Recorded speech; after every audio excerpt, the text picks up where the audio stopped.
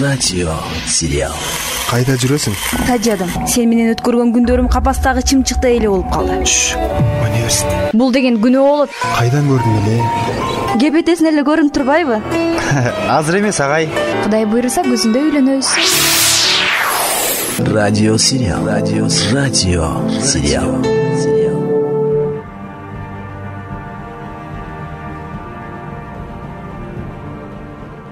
Бүгүн биз сиздерге Бердикожо Бийназаровдун чыгармасынын негизинде даярдалган радио сериалды сунуштайбыз.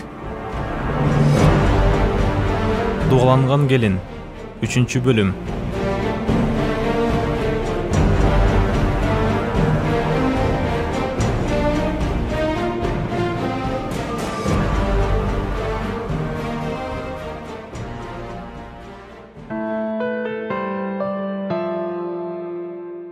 Өткөнгү чыгарылышта Аида Равшанга Теерден мурда Болот аттуу жигит менен сүйлөшүп жүргөндүгүн, Аиданы Болот менен көргөн Равшан ачууланып, аны аялдыкаларын айтканын жана Аида Болот кайта урдуруп экинчи келбес кылсамбы деп тиштенип алган күндөрүн эстеген. Азыркы учурда Равшандын эмнесин чаңганын билбей, жакшы эле жигит го деп тандоосуна кубанган болчу.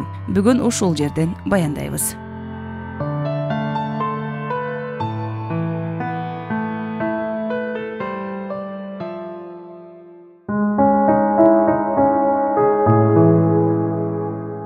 Болоту сүйүп жүргөндө мындай абалда болгон эмес. Эмнеге мындай? Равшанды ойлоп, жанынан чыгаргысы келбей эле оюнун баардыгы Равшанга бурулуп калганын өзү такыр түшүнбөйт. Кээде эч кимди көзүнө илбей бек кучактап, Равшанды өп алгысы келип кетет. Равшанды Аидан алгандан бери көңүлүн калтыргандай сөз айтып уруша элек. Кыйналган эле кечке жумуш кылганы жаны тынбай. Бирок кыйналганын Равшандын бир ооз гана жылуу сөзү жууп кетет. Ансыз жашоосун түк да элестете албачуудай. Ал турсун бат-бат көрүп турбаса бир орунга тура албай, үйгө улам кирип чыгып, жанын коерго жер таппай калат. Мунун баарын кайненеси Айымкан кантип билбей койсун дагы, байкабай калсын. Баардыгын билет. Равшан Аидан ала качып келгенде көргөндө эле жактырды. Анан олтурбай чыр салганда, эмне болсо дагы бүлөө кылып алыш керек деген ой жүрөгүнө үйдү. Аида 3 күн олтурбай чыр салды. Балаңар жакпайт? Баары бир тийбеймин мен. Милицияга билдире электе мени тезинен жеткирип койгула. Деп маселени кабыргасынан коюп чечкинди сүйлөп, эч тартынбай чатак салган болчу. Сүйлөшүп жүргөн жигите бар экенди айтты. Айдан айтканын кайтпасын билген Айымкан ал жердеги келиндерге: Аидага мен келгенче эч тамак бербегиле. Курсагын ачыргыла. Мен бат эле келип калам. Деп уулу Равшандын берген кеңеши менен бир байлам ак жоолук, анан тойго деп бышырылган таттуу кошулган нандан баштыкка салып, коңшу айылдагы бакшы кемпирди көздөй жашыруун жөнөдү. Бул атагы чыккан бакшы кемпир батманын дайынын билбеген киши чанда эле болбосо айыл ичи текши билет. Төлгө ачат, балдардын жүрөгүн көтөрөт, тумар чиет, анан дагы дуа окуп, ысытма, суутма кылып дуалап, каалаган кишинин башын айлантырып берет. Дуалап баш айланткан кызматынын баасы да кымбат. Айымкан бакшы кемпирге нан менен жолукту дуалатканы бара жатып чөнтөгүнө 50 сомдуктан экини салды. Дуалатуу ою Аида олтурбасына көзү жеткенден кийин уулу Равшандан чыккан эле. Уулунун бул оюн энеси Айымканда колдоп, келиндерге катуу дайындаган шектенип. Эгер курсагын тойгузуп коюшса, дуаланган тамакты жебей коюшу мүмкүн. Канчалык ачык болсо ошончол тамакты көп жейт да. Дуанын күчү ошончол күчтүү болот. Деп ойлоп, келиндин курсагын ачыргыла деп кайра какшаган ошондон. Айткандай 2 жыл мурда талаш туугандардын уулу өзбек кызды ала качып келгенде, ал дагы Аидадай болуп так секирип, чыр салып, олтурбай койгондо, бакшы кемпирге барып жаңы бышырылган нанды дуалатып келип беришкен. Баягы азуаттай так секирген өзбек кыз 2 саатка жетпей эле жолук салынып, өлбүрөп көшөгдө олтуруп калган. Азыр ал келин экине төрөп, өзү чаңган күйөөсүнүн көзүнүн кареги менен тең айланат. Келинди дуалап, башын айлантуу жең ичинен өтө тымызын бүткөрүлсө дагы, Айымкан менен Равшан ал иштин жөн жайын билишчү. Эми мынтип бул дүйнөдө дагы акыретте дагы чоң күнөөлүү болуп, бул ишке эне балада барып жатышат. Айымкан батма бакшыга келип болгон окуяны түшүндүрүп айтып, бели сыналык кычыраган 50 сомдуктан экини алдына таштады. Акчаны көргөн бакшы кемпир кудуңдап чым дей түштү. Маңдайдагы жалгыз тишин көргүзү сырдуу жылмайды. «Я Алла!» деп ордунан турду дагы кулжуңдай басып төркүйүнө кирип кетти. Кемпирдин «Сүф» деп түшүнүксүз сөздөрүн айтып, ал бууттана бирөөлөр менен урушуп жаткансып, дем салганы оозгу бөлмөдө күтүп отурган Айымканга угулуп турду. Бир окумдай кемпир эшикти шартача бөлмөсүнөн чыкты да Айымканга: Бара кой. Теге базардан алма, өрүк, мейиз, курма сатып келе кой. Эки жакты карабай тез келген. Анан кайра караңгы бөлмөсүнө кирип кетти да Айымкан алып келген жуулуктун үстүнө нанды коюп, өзүнүн кара күчтөрүн чакырып дуасын улантты. Айымкан базарга келип бакшы айткан жемиштерди алып кайра шашыла бакшынын үйүнө бара жатып, бир чети баласына да нааразы болуп кетти. Мынтип мени да бара кылбай сүйлөшүп эле алса эмне болмок? Дубаланган келин кийин оорулуу болуп калбаса экен. Кудай алдында да күнөө кылып жатабыз. Эгер келиндин энеси дубалатып алганыбызды билсе, эмне кылат болду экен? Эгер менин кызым Назмени бирөө алып качып кетип, биздей кылып башын айлантып алса, анда мен өлбөгөн гана жерде калмакмын. Ошондой болбош үчүн өзүбүз көргөн билген эле адамга беребиз. Өз колубуз менен узатып. Деп оштогу медицина окуу жайында окуган кыз жөнүндө да ойлоп жиберди.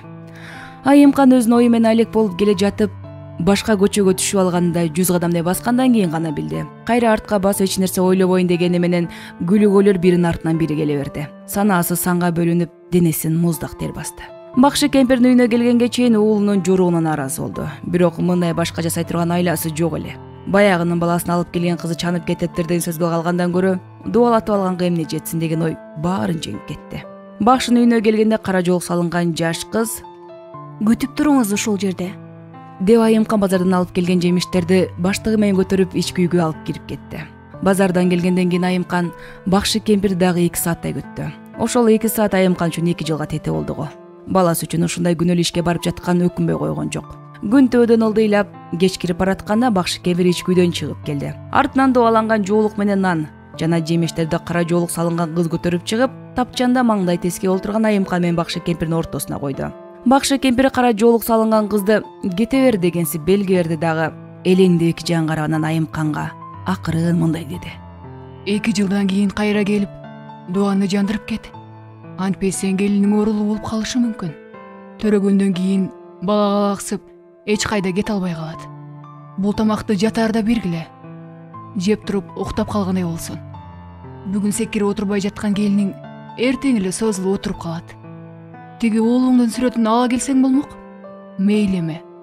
Бул дубаланган жоолук менен тамактар эле жетиштүү болот. Бирок эсиңден чыгарба.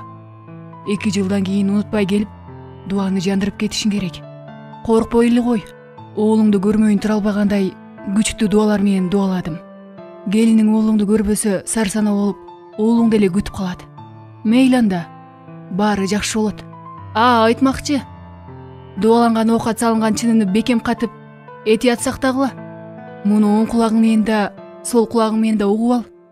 Айымкан дубаланган нан жана жемиштерди эч кимге билгизбей алып келип, катып коюп, кечки келиштире күрүч басып, саат 9:00 Аида олтурган бөлмөгө өзү күрүч менен нан, жемиштерди көтөрүп кирип, Баламды жактырбасаң, эми айлаганча. Эртең саарлап сени жеткизип коюшат. Эч кимге билдирбе, милицияга айтпа. Салт деген ушул экен. Баламдан да чеккилик кетиптир. Кечирип кой. Алдыңа түшкөнүм болсун. Бул жолту салынып кет. Анан өз колу менен бастым бул ашты. Биздин кеткен каталарды кечирип кой кызым. Кой сой алган жокпуз. Силерде конокко кой сойлат эмеспи? Бизде аш баскан кой сойгонго тете кызым. деп бир чайнек чайды булуулонту демдеп, көркөмдөп сүйлөп, Айымкан өз колу менен Аидага чай сунган ал эртең жеткизип коет деген сөзгө ишенип, алдыдагы тамактан тартынбай алып жеп, Айымканын сыйына ыраазы болуп отурду. Ошондо дубаланган тамак менен сыйлап жатканын билгенинде, бир күн чыдап тамак ичпей койбойт беле. Андан да жоолукту салынбаса да мойнуна илип алганычы. Айымкан менен Аида 1 саат кенен тамактан олтурушпады беле, аркы беркине сүйлөшүп. Митам Айымкан билмексен болуп, Аиданын ата-энеси жөнүндө дагы сурап, убакытты чоюп, убакыт өткөргөнүчү. Аида иштин болду десе да болбой сыйчыл болуп, калп эле күлүп, тамакка аябай кыйнап өзү чуркап барып улам жаңылап чай демдеп, Аиданы аябай сыйлады. Бүгүн менин сыйымды көрүп жатасыңбы? Эртеңден баштап мен отум менен кирип, гүлүм менен чыгасың. Деген Айымкандын жаман оюн кайдан билсин дейсиң Аида. Бир күн сый көрөм деп башына бале үйүп алганын кайран кыз билген жок. Аида нандан алып, чайдан ичкенде эле Айымкандын жүрөгү ылдыйлады. Себеби билип калып жебей койсо эмне кылам деп сарсана болуп отурган. Аида тамак жей баштаганда бир жеңишке жетишкендей төбөсү көккө жете сүйүндү. Дубанын күчүбү Аида тамак жеп жатканда эле өзүнүн кылган ишине өкүнүп, Тооба, буларды мынча кыйнабай эле өзүм эле отуруп калсам болмок окшойт. Энеси жакшы адам экен. Өзү дагы жакшы эле жер көрүнөт. деп ою бузула баштады. Кыз баягы кайратынан жанып, уйкусу келе баштаган кыраак Айымкан байкап отурду. Эшикке чыгып келели. Ага чейин төшөк салып коюшат. 2 күндөн бери сен эле эмес биз да чарчадык кызым. Бүгүн эртең салалы. Деп эшикти көзөй Айымкан жол баштады. Аида тышка чыгып баратканда моюнга илген дубаланган жоолукту мойнунан да алган эмес. короо айымканды ээрчий басып бара жатып алдынан чыккан Равшан менен тиктеше түштү дагы ошол замат Аида көзүн тартып алды. Себеби баягы өзү чанып жаткан Равшан көзүнө бир башкача көрүнүп кеткен болуучу. Аида болуучу кайненеси айымкандын коштоосуна жатканына барып келгенче шыпылдаган келиндер чак жай салып даярдап коюшуптур. Бирок эки кишилик эмес, бир эле кишилик кылып, мээсине элеген уйгу туйгойлордун туткунунан бошоно албай, деги мен эмне болуп бара жатам деген суроого жооп табой олтурду. Түштүктө салтты катуу кармашат эмеспи? Нике кыймай эки жашты бир төшөккө жаткырышпайт. Ошондуктан Аидага өзүнчө төшөк салынган.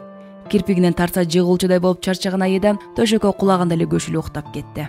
Түшүндө кандайдыр бир кара кийинген аялдар Аидадан айланып, өздөрүнчө эле бирдемкелерди жасап, өздөрүнүн кара кийимин кийгизип жатканда чоң энеси келип: «Кызыма тийбегиле. Мунуң ар жарабайт.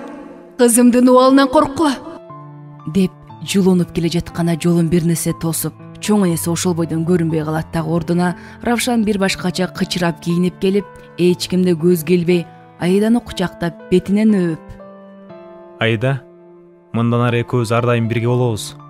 Менин айткандарым аткар. Башка эч кимдин сөзүн укпа. Аңгыча эле бир кемпир менен Равшан энеси айымкан пайда болуп, баргыла эми, экөөңөр жолго чыккыла деп, узун жолду көргөзүп жатканда ойгонуп кетти. Ошол боюнча көпкө чейин уктай албай жатып, таңга жуук көзү илинип кетет. Дагы түш көрөт. Түшүндө кайненеси айымкандагы жолукту башына салып: «Равшанды сыйла, көп эле баламды чана бербегин» дейт. Равшан болсо: «Эми кайда бармак эле, чанбайт. Болду эми чырда салбайт. Аида мени уят кылбайсың, дегенде Аида кантип ооба деп айтканын өзү да билбей калат.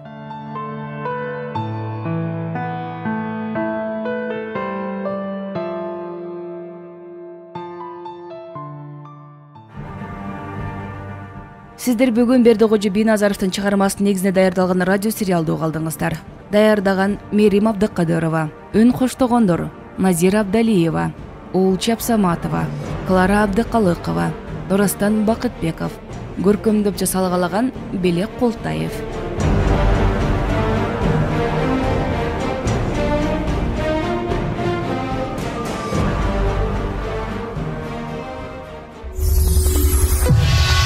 Радио сериал. Кайда жүрөсүң?